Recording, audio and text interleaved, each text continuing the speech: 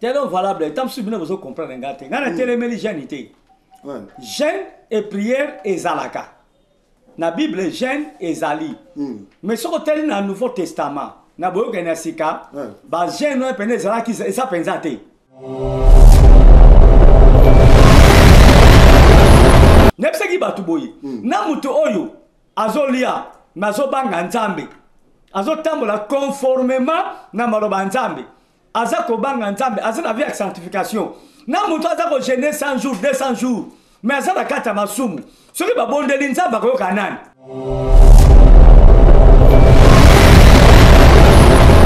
Jésus a tout fait pour nous. Ce qui est passé à Genaka 40 jours, 40 nuits pour alléger fardeau ba jeune wana pona biso.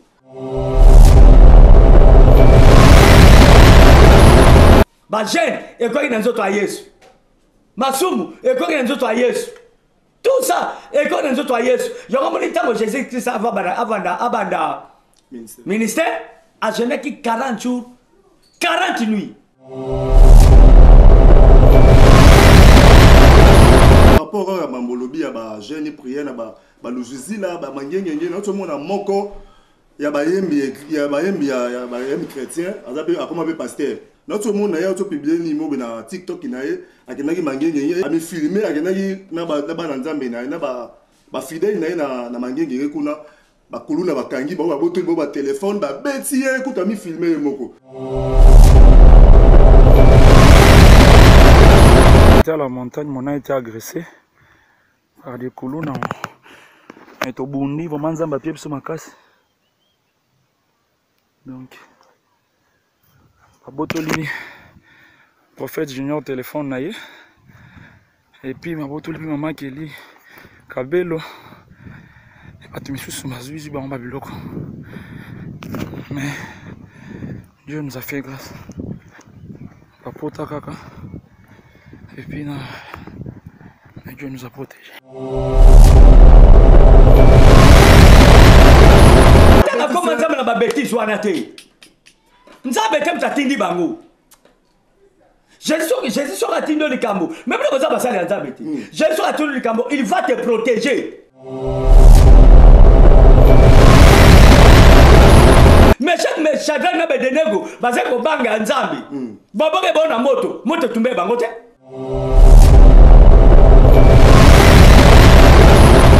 Auti ko mona mwana na ngai. Auti ko kende mabondeli à 100 jours. Mais malade de suye kuna. Oui. Oui bien bote. Malade de suye kuna ngokufa. Ngabla pesa orientation pour bika. So nzambe mtatina yete papa. Et ça nzabete.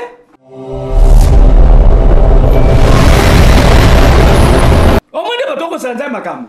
Parce que flamme. Yo dépose la kisaso yo. Nando mutu ba PSG na kufite. Basé belé. Ayo moi basé belé. Basé belé. Parce que tu vas les anzam. Donc ça a pesi mutu asa le campon na simanza ba bomie les sous.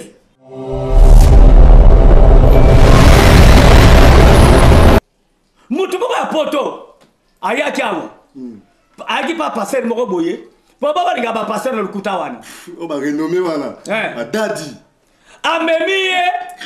Na ngoma le souci là. Ba ke na mabonde likuna. Oye ba ko comme la kimi kilise wana. Bon, ça m'a voté. Tu veux monter, papa? Babomaye. Na prière qu'on a la gêne. Oui. Babomaye. Comment pasteur on a sur le sort on est allé. Ah, yo zo tunanga. Ouais comme le cabalétat. Babomi mutu ana passé tout la nuit ici à Zaza.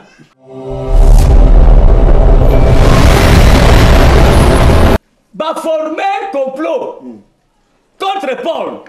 Babi ba osani ba okila bile ba koliate ba komela teti ba osani ba ko mapol wasko to metanza ba toto chédé mais pas ça la mabe to ba popelo babi que jeune te pas nzambi wala zanza non et puis ba ke ko former na ba prêtre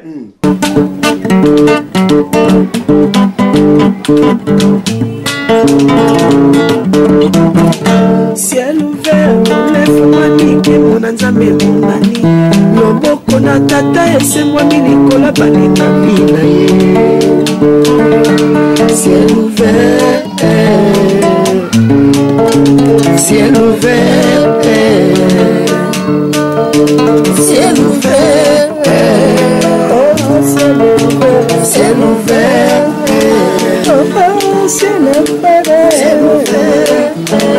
ndeko landaka yango ndeko talaka yango na Vincent Makeba bote bandeko ya CLVR TV topesi bino merci longonya na nyonso bosala kati na CLVR TV tozomona ba vie na bino ndenge bosala na CLVR TV bozo partager ba émission nzambe ya patriarche Vincent Makela apambola bino bisika bozali lelo vraiment tozana ba commentaire mingi te ya ko pesa vraiment toye vraiment mbangu na ko luka le révérend Vincent Makela par rapport ya émission tout ça là et troubler ba tout mémoire mabe pour ba tout que jeûne et prière est très important ko gêner mais émission tout le monde a patriarche Vincent Makela sala qui prédication a téléméli ba jeûne wana yango lelo toye ko yambaye a expliquer biso pourquoi a téléméli ba jeûne nazanga mokote nazana pasteur Flamme na opesa ebembote shalom pasteur Flamme. Shalom, l'homme valable d'évangéliste, Nzamba Pambola yo, quand on dit l'homme valable de awa émission à la fois passée vraiment et troublé vraiment banana Nzamba et belé. Bon le même ni patriarche Vincent Makela, il y a des motos na lima azoté le mena makamba jeune, ba nini ne biso to baki te to ko fanda te il faut to luka patriarche Vincent na résidence na ye, ndé bo moto ye le loto to zana mwa ba mituna. L'homme est valable. Merci beaucoup, pasteur Flamme. Nous lobby, tu es vraiment tu es pasteur Vincent patriarche Mbote pour la bande. Shalom, pasteur Vincent. Shalom, Motonanzambe, l'homme valable, Cédric Makela, ingénieur. Shalom aussi à Flamme d'Angola, le pasteur Nzamba Pambolabino. Merci. Merci de vous inviter à Naye, Bamitino Gozalabino, va répondre aux Zalayangai. Mais on a une confusion, dans le baka makambo eza ya solo eza na Bible après eza inspiration ya Nzambe. Merci Nabino ndenge bopesa invitation. Merci beaucoup patriarche Vincent Makela. Ndenge nini omoni ba réaction batu parce que batu ba bengi biso ndenge patriarche Vincent Makela azobo ya jeune par rapport na yo moko batu ba bengi yo ba biso nini pour la émission no salaki. Non, ngai pena batu ba benga pena te mais so ba bengi bino na osepela pe parce que bino boza ba présentateur de l'émission bino nde batu salaka pour bamituna na bino et comme et pas ya moto bino invité donc so ba bengi bino za malamu mais ba vous allez éclairer parce que bible zo ba que mon peuple périt par manque de connaissance so comme tazangi connaissance tant yo zo ngo pese connaissance à solo moto na aki ko mona ngondre que yo ozo pengu sa bango et ça na période d'apôtre Paul parce que Paul a un évangile à sika. Mais ça même pas de Jésus-Christ. Baba mesana ki na mibeko ba Moïse tout ça banini mais tant Jésus aye baba ndiko tuna ye. Yo le ki Moïse papa na biso. O le ki kingandi papa na biso. Jésus aloba na bango bike avant même papa na bino wana.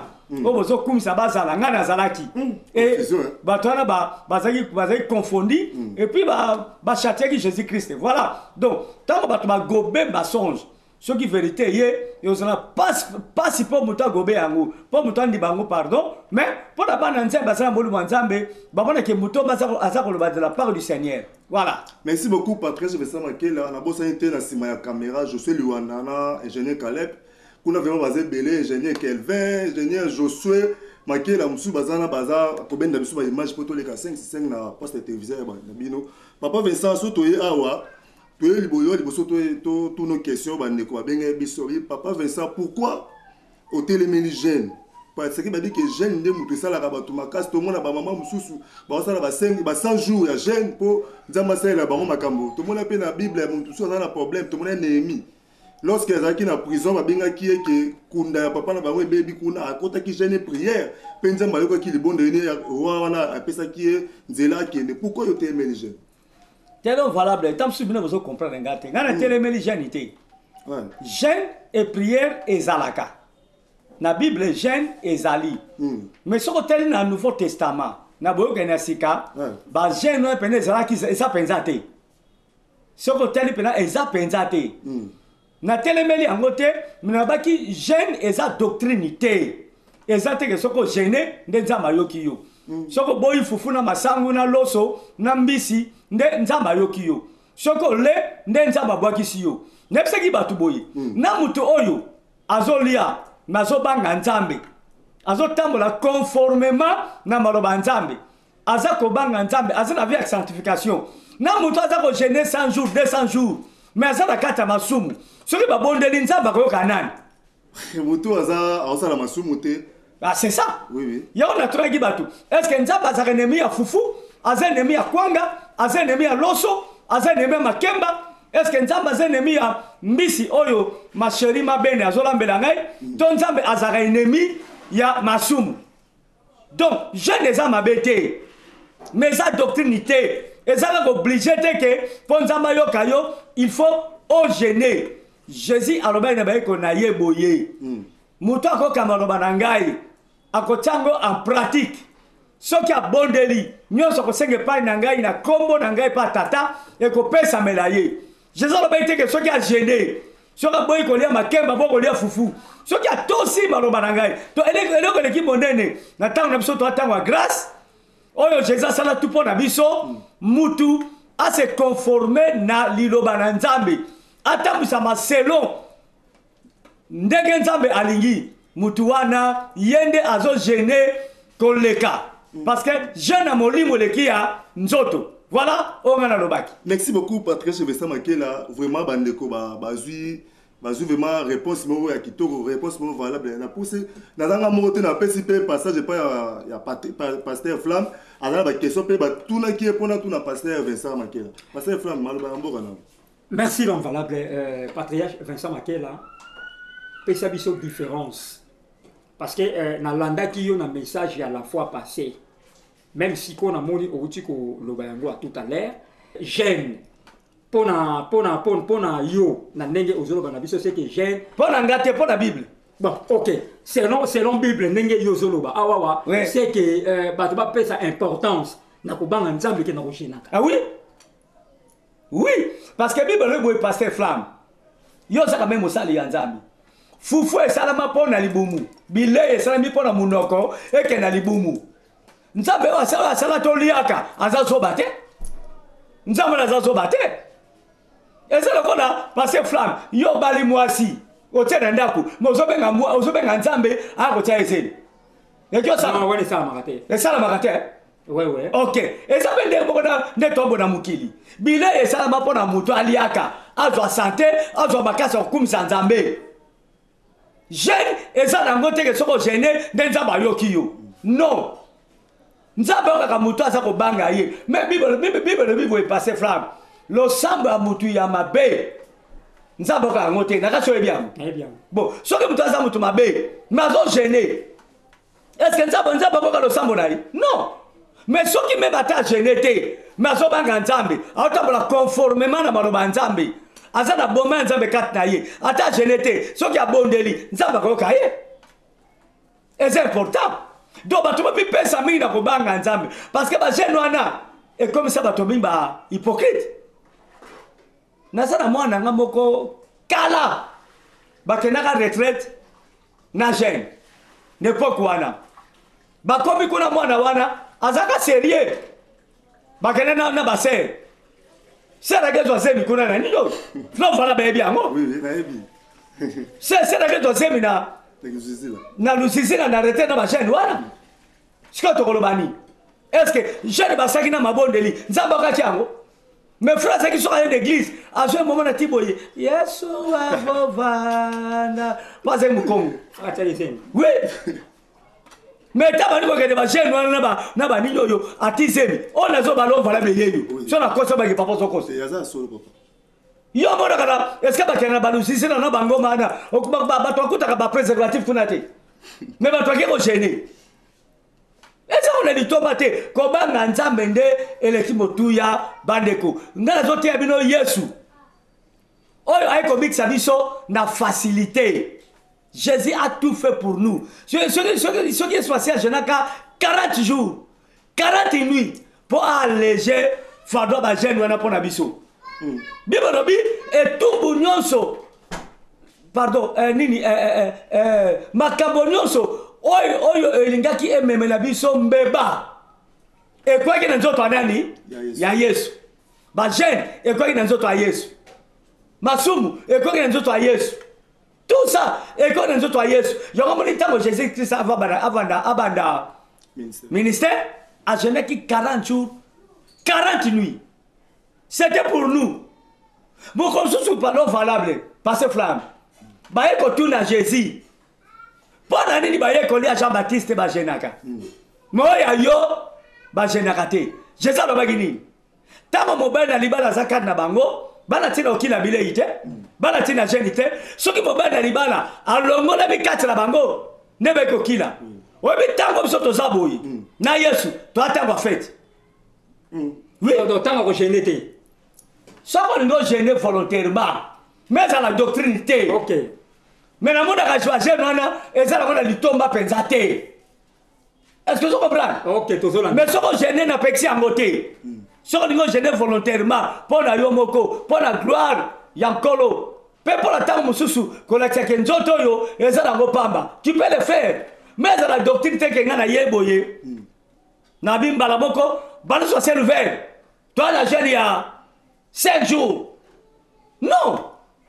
Wane komi mibeko. Tozala tanga mibeko te mais tozala tanga grâce. Je crois que c'est clair. Merci beaucoup, Patrice Vincent Makilo. C'est clair, mais Makambo, il y a des jeunes, papa Vincent, ils ont troublé tout mémoire parce que ils sont surtout des chrétiens, l'église des réveils. Mais tout le monde a l'église, nous sommes 50 jours à jeûne et prière, 40 jours à jeûne et prière. Mais quand on a jeûne, papa Vincent, ce qu'on a l'église, on a 30 jours à prière, il y a jeûne. 21 jours après, je suis au bateau, on a succouru. Ça, on a besoin de. Il y a une connaissance à Jésus. Quand c'était que ça, quand il moutou, jeûne à 30 jours, 100 jours, ne moutou na solution aux amis. Au bout de mon amour, on a gaï. A bout de kende, ma bonne délai à 100 jours. Mais malade des yeux, kuna. Oui. Oui, bien bon. Malade des yeux, kuna, on koufa. Ngam la personne orientation pour Bika. C'est aux amis, t'as dit, n'agité pas. Et ça t'a bêté? Au moins, il y a des gens parce que flamme, il y a des postes qui sont sur eux. Non, donc il y a des PCG à confiter. C'est belé. Ayo moi basé belé. Basé belé. Parce que tu vas voir les gens. Donc ça a pesi mutu, a ça les campons et si manza ba bomie les sous. Non, c'est impossible. Qu'est-ce que ça là? Ils ont raté. Akasi. Ozo ko ke zanza bete. Ba to ça na lo lenge na bangu. Ngai na etonga na kambaka. Non blisa ka bateke bo gêner. Bo veiller. Nef ça ba tu bo banga nzambe. Veiller pour na masumu ko la vie na yote. Kila masumu. Ko nga teke masumu ko na bomo na yo. Banga nzambe. Le resa makamso ko sala yango. Ko sala ko na volonté na yo moko, ça ke ngana forcer yo na ko ko maloko na mibeko. Le lo to sala tango ya grâce. Exactement oyo to banga nzambe to tambola conformément na maloba na ye. Po to bana ba réponse nzambe.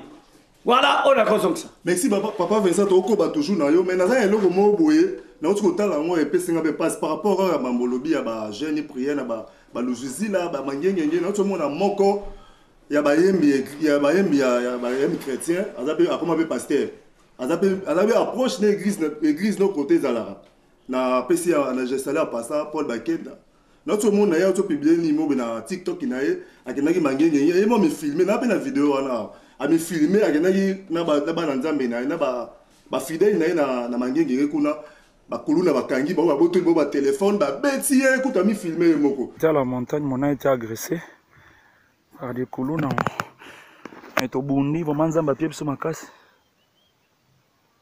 donc ba botoli prophète junior téléphone na ye et puis ma botoli maman Kelly Kabelo tu me suis mazouzi ba ngba biloko mais Dieu nous a fait grâce papota kaka et puis Dieu nous a protégé na peso mo raison muke papa Vincent Comment ça ma raison muke pourtant lo bala moni image wana peso pe raison papa qu'est-ce que ça nzambe nzambe tatini bango ba atini bango na po bakolo bango le beta ba yebo azo mi filmer azo lo ba vraiment nzambe bikisi biso to linga to kufa bata na koma nzambe na ba bêtise wana te nzambe te mtatindi bango Jésus sera tindi le cambo même le bazaba sali nzambe te Jésus sera tindi le cambo il va te protéger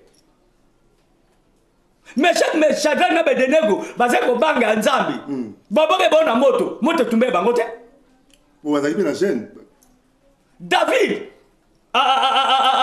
tango ya Ancien Testament na Nouveau Testament ekeseni mbala simana ko na kolimbola yango David aza kobanga nzambe babokaki na libulu ya bankosi baliaki ete ntango nzambe arekomande yo apesi yo Daniel pardon bolimbisa Daniel baliaki ete donc ntango nzambe apesi yo likambo passe flamme nzambe atindi yo il va te protéger divinement parce que c'est l'esprit qui conduit le physique ce qui divinement nzambe aprotéger yo physiquement mpe nzambe akoprotéger yo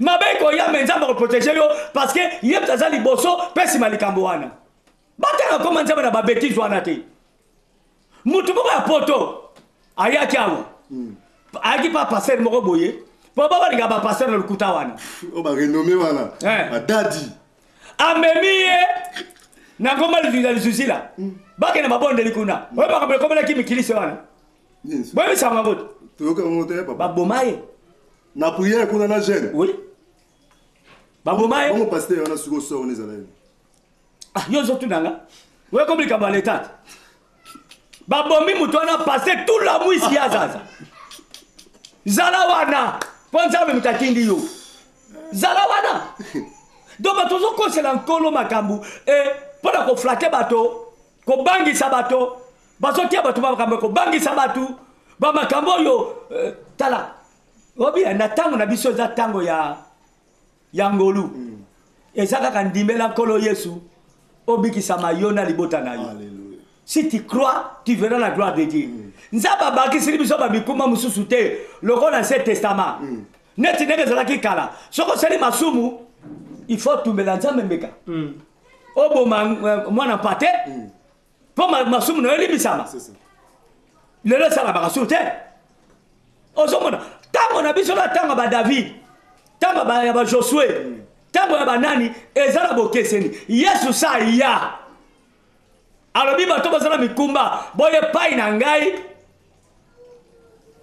mpo ngai namemela bino mikumba wana nakopesa bino oyo yanga eza léger mikumba na ngai eza kilo te bino botiaka boyebi yango mais moto alingi bamikumba yesu alongola wakokuta biso na yango yamemaka yango kaka na gene nalala banzala nalala butu te jésus abeto osala koleka ye papa abeto osala koleka ye kasi bosala koleka botambola likolo ya mai tambola likolo ya mai zwa mikate mibale na misu mitano bonda mpo nango multiplie yango pesanga na ndako awa mpo nasala 2 mois naliaka su te naliaka biloko oyo bondeleza miti tabina kosakanaka na yesu yango togene makasi mpo gene agena 40 jours mais ba doubler na 100 jours mpo basala bamiracle lokola jésus obi est ce que basalaka obi pourquoi jésus azelaki 40 jours 40 nuit ezalaki mpo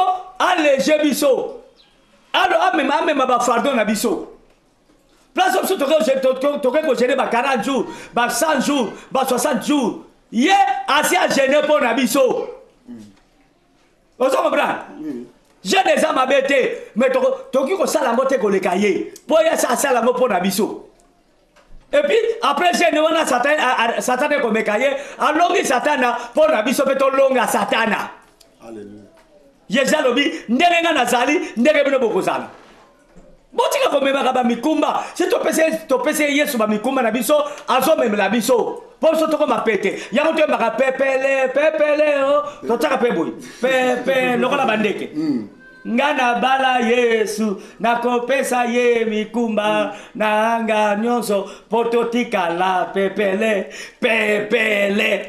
voilà tika bakendaka balusisila nakosenga na bakuluna bozelaka bango kuna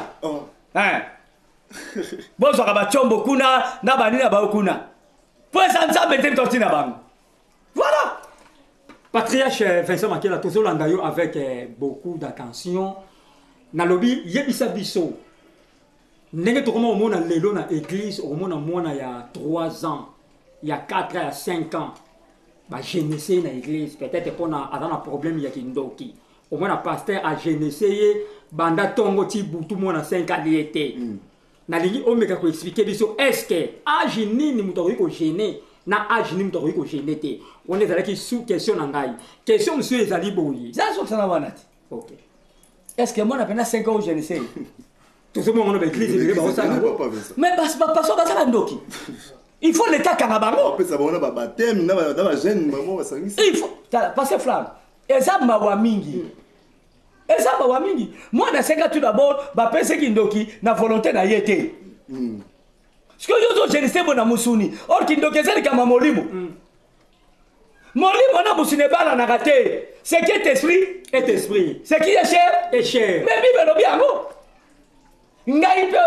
ngai oyo patriarche pasteur Vincent papa na bino bobi kenza metena makasi na tata devant sa bandoki yo songa mu comme ça c'est kambati mona ya 5 ans na génissé non to mubange azana ba 90 ba shi ba sel c'est jeune tout d'abord bona musina za suma kasité OK oyi bo bo maye do ba passion ba za ba sase il faut l'état kanga kabango ce sont des escrocs ba sase yo de mutonza ba pesi ministère soki ministère za makasi ozana grâce wana ya ko kangola bato yo de mutoyi ko bonda pona bango ba kangola yo de mobateli pas to ko gêner pona ye pardon so ça la délivrance et là que oyebisa muto wana a gêner yo moko mosali ko gêner pona ye bon na ebike muto na muto ndenge azo besfeso pa nzambe mais ngana gêner kana ngati ngato sana kindoki yango ndenge nini na kombo na Yesu okita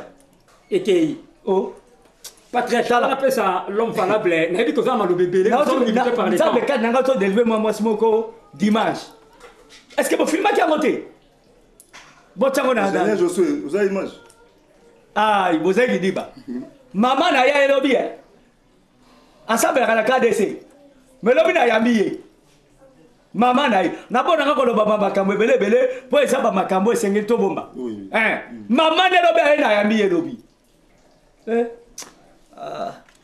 na habité on montre la sumutura patriarche deuxième sous question nanga ezaboye na lobi epesa biso na nous rôle hein ou bien nini oyo e apportaka na vie ya moto soki azokela yebisa biso dans oui d'abord jeune était jeune et coquille parce que ozokela bilo dans musuni oui ezali pona on se fortifier très bien okoma makasi OK ozo comprendre oui makambo ya nzoto eza sur impact abo monete OK parce que mtasumu kakana kolia pena komé kolia na bomelo nde mtasumu esumu kisaka mutu mais yo soki olongi yango déjà ba makamsu so mike obana ko peksa nzoto na yo sala ya OK so mtazo j'ai na cadre wana pas se fortifier là ça va mais soki mibeko pose soki solution makamsu songo nini non même Jésus n'a pas fait ça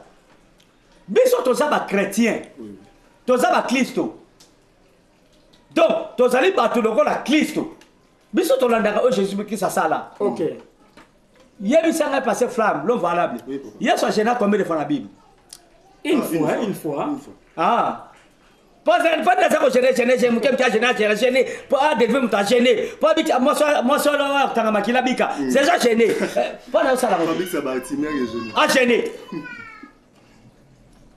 voilà na ça la clair mais pas leur exemple que gêne et ça rapport à bato nzambe te na bato pas satan na ba gêne oh les satanistes oui madame casse na gêne ba carême bon ba gêne pour nan koleka kutu ba chrétien oya bango ni metana soy armé la terre ba me la raté pobo ni ba gêne za nango sonde bo mona ngo na kibonzambe sonde ni kale tela ngana no verset moko chapitre mona verset moko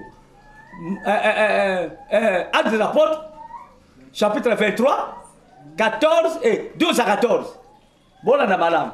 Le lendemain matin, au petit jour, les Juifs formèrent un complot. Ils firent le serment de ne rien manger ni boire avant d'avoir tué Paul. Plus de 40 hommes participaient à cette conjuration. Ils allèrent trouver les chefs des prêtres et les responsables du peuple et leur déclarèrent: nous nous sommes engagés par un serment solennel à ne rien manger ni boire tant que nous n'aurons pas tué Paul. À vous. Télémanoir. Passez flamme. Bogi ba to bebe kinsa bete basala ki. Hein? Paul. Ba former complot contre Paul. Ba bi ba osani. Ba ko kila bile, ba ko liate, ba ko melate ti bosani. ba ko ma Paul. What's going to be done? bato ozogene mais mpo asala mabe mpo bino bobi ke gene ote mpa nzambe wana eza nzambe Non. et puis bake koforme na baprêtre na bachef ya ville wana bazaki plus de 40 personnes babi ke tozwi ekateli tolia te tomela te toza na gene ti tokoboma paul donc nzambe mtatine po bagene po baboma mosali na nzambe omona ozoma hein papa vesa naina tuna question moko pourquoi pona nolobika gene na monde mulili ba utiliser la jeune wana na monde biso pe ba na nzambe to utiliser yango mais to mona pe manifestation eloko moko esalama so jeune wana na vie spirituelle et ba kisarani yango moni ke Jésus Christ va banda ministère abanda ki na jeune et puis tant c'est que jeune boye Jésus taki un Jésus tout fait tout flamme et c'est que tout ça na banga ye mais tant c'est que jeune ka boye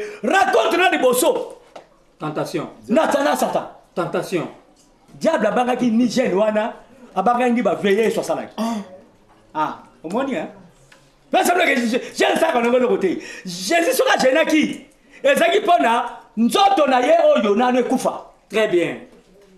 ozo comprendre et nzoto ne ezala ba désir te et puis mukile longa ngote pour soka jeune ki ngo ba jeune ki pa koma nguya pour solution de satan ngo mekaete ngo pusana te nazalaka clair papa fait ça tozaka na jeune wana ezaka na impact ni spirituel jeune ezaka na impact spirituellement te ezaka na impact physiquement spirituellement donc ezaka na impact pa mutu po mutu akoma munene sur la parole de Dieu et la prière parole ou combiner ngo na prière et ben donc kolisa yo spirituellement mais j'ai les apports dans nzoto pour biloko to liaka les apports dans nzoto ya pour la molimo te na la baki yango te ce qui est esprit ce qui est chair est chair est-ce que tu comprends très clair OK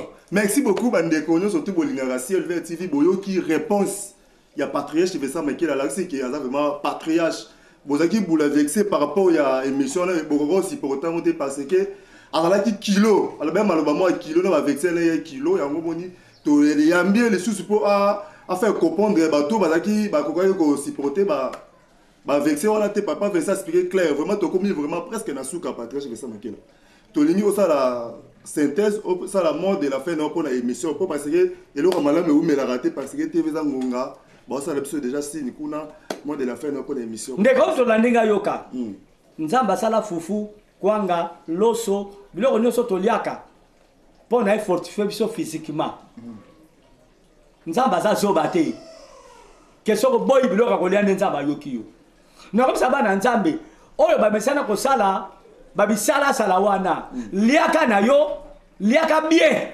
ozala nzoto kolungolu obangaka nzambe mpo nzambe azwa lokumu oyo nga na biso yango wana kondimela yesu eza punition te fo olalaka nzala na buto olalaka te onyoka bango tika boye oliaka te mpo nzambe ayoka yo eza lokola bato basalaki baprofete abali ti oyo basalaki nani na Eli omoni oyo bango ezali makambo nzoto fo bakata nzoto babetaka bashite bamitungisa baboya kolia eli azoseka bango c'est clair banga nzambe boya masumu lia na yo fufu soko olingo gene napekisi yo te mais ezala kola baexercice moko spirituel obono kolia mpo eza teke bapesi yo mitindo mpe yo mpo yo moko mpo olingi mpo nzambe azwa lokumu na nzoto na yo là ça va voilà na mwa synthèse nakosala eza yango salutation et numéro de téléphone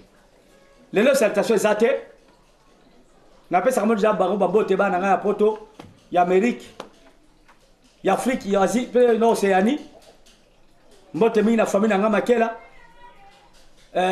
nazopesa mes condoléances na famille ya papa Koko aza mpe naleki na ngai Koko Mayemba auti kotika biso lelo tosala émission oyo eza mokolo ya jeudi bauti kokotela morgue lelo asala mpe émission moko na CLV asala mpe émission mo na ciel ouvert TV auti kokufa bato ko tiké na morgue na pesi vraiment mes condoléances na famille na ye pe na bando so ba yebaki pa koko mayemba daza so na bombo ite mama bita nzamba réconforter yo na kombo na Yesu Masiya.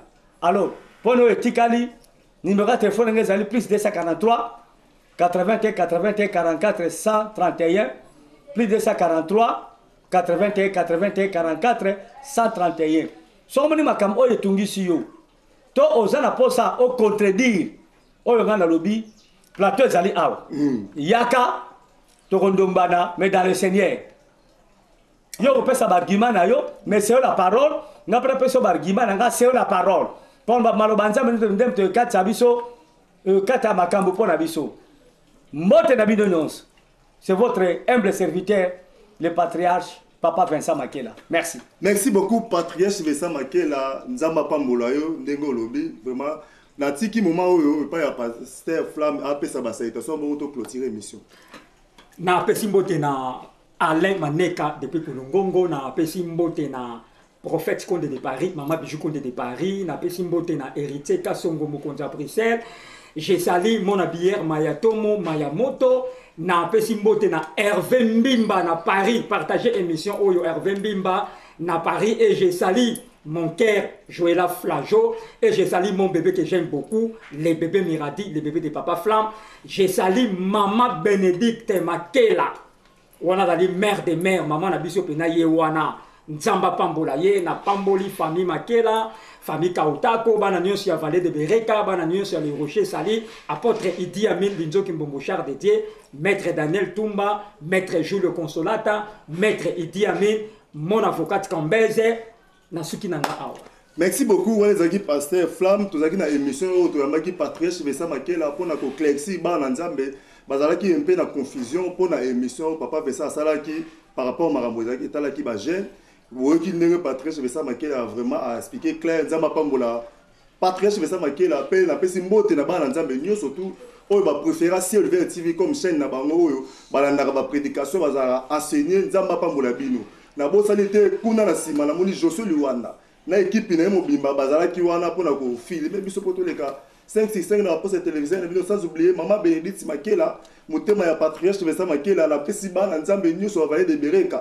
Nzamba pambola biso tozo sa la construction de l'église nzambe va sur la biso na baki pe susu bandeko balinga ko sur Ciel Vert TV ti lelo na beta toujours CT bo sur Ciel Vert TV ndenge to sa la émission oh ça coûtant écoutera fort bo sur Ciel Vert TV pour na matériel nzamba ozanga sa te ko pambola bino na prosanité famille Makela mobimba nzamba pambola bino papa Ferdinand Makela na Maman Brigitte nzamba pambola bino nyo surtout pesi bozali na boka ya poto pe na bosanité divine au sambo nzambe apambola bino to na suka à la prochaine émission bokozala édifier ciao.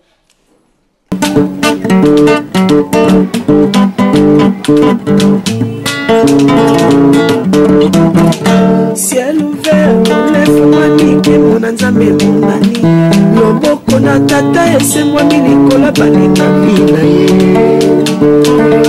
Ciel ouvert, ciel ouvert.